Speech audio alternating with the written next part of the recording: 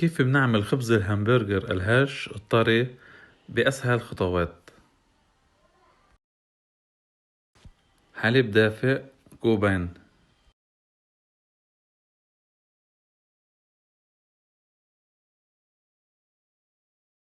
خميرة فورية 1.5 ملعقة، سكر 1 ملعقة.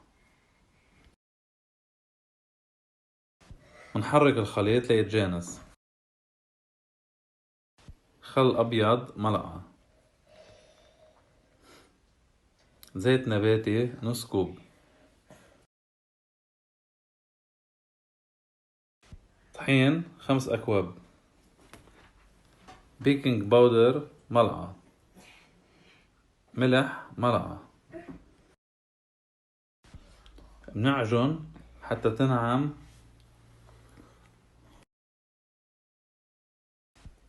لما تصير العجينة ناعمة مدهنها زيت ومنغطيها حتى تخمر لمدة ساعة.